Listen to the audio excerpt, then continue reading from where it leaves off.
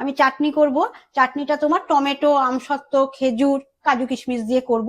সেই চাটনি রেসিপিটা তোমাদের সাথে শেয়ার করব। গ্যাসটা জ্বালিয়ে নি,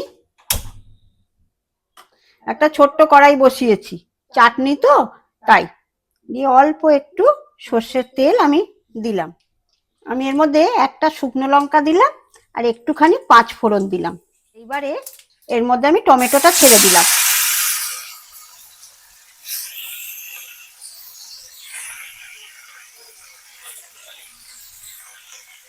আমি একটু নুন দিচ্ছি, নুন আর হলুদ দিয়ে একটু টমেটোটাকে প্রথমে নাড়াচাড়া করে নরম করে নেব। তারপরে আমি আস্তে আস্তে অন্য সব যা আছে তাই দেব। ব্যাস, অল্প নুন দেব। এবার আমি একটু চাপা দিয়ে দিচ্ছি, টমেটোটা একটু মজে যাক। সেই আমি প্রত্যেক বছরই আমার ছেলের জন্মদিনে এবং ছেলের বউ আসার পর থেকে তার জন্মদিনেও আমি যেটুকুনি পারি আমি ওদের করে দেওয়ার চেষ্টা করি। যেবার যেরকম সম্ভব হয় তাই করে দেওয়ার চেষ্টা করি এবং ওদের বাবাকেও করে দিই। এই দেখো টমেটোটা অনেকটা মজে গেছে। এইবারে আমি এই যে খেজুরটা দিয়ে দেব, খেজুর দেব, আমসত্ত্বটা দিয়ে দিচ্ছি,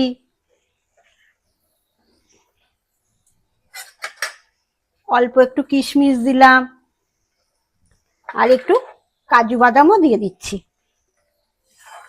নাড়ি, এবার সবকিছু দিয়ে এবার একটু ভালো করে নেড়ে নিচ্ছি। এরপরে আমি চিনি দেবো, আমার চাটনিতে কিন্তু জল পড়বে না। এই দেখ, রান্নাটা হলো একটা শিল্পই ধরো। এবার রান্না তো যত মন দিয়ে করব তত ভালো হবে।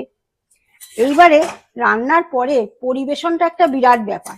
যত তুমি সুন্দর করে সেটাকে পরিবেশন করবে তত আরো তোমারও ভালো লাগবে, যাদেরকে দিচ্ছ তাদেরও খুব ভালো লাগবে। এবারে আমি চিনি দিয়ে দিচ্ছি। এই চিনি আর টমেটো সবকিছু মিশে যে মানে জল তো দিচ্ছি না, ওতেই যে গ্রেভিটা হবে ওটাই চাটনি আমার হয়ে যাবে। এবার আমি চিনি দিয়ে ভালো করে নেড়ে নিচ্ছি। এর থেকে এবার জল ছাড়বে আর সবকিছু সেদ্ধও হয়ে যাবে। এই চাটনি বানাচ্ছি, এরপরে পায়েস বানাবো, সবই করব। এখন আমাদের শরীরের কারণে আর সবার মুখে দিতে পারি না। সন্তানের জন্মদিনে তাদেরকে তো করে দিতেই হবে না, আর নিজেরা খাবো না বলে তাদেরকে করে দেবো না, সেটা তো হয় না। এই দেখো চিনি দেওয়ার পরে কিরকম থকথকে হয়ে গেছে, দেখেছো? এবারে জল অনেকে দেয়, কিন্তু জল দিলে সেই টেস্টটা আর থাকে না, একটা পানসে ভাব একটু হলেও আসবে, যেটা জল না দিলে ঠিক থাকে।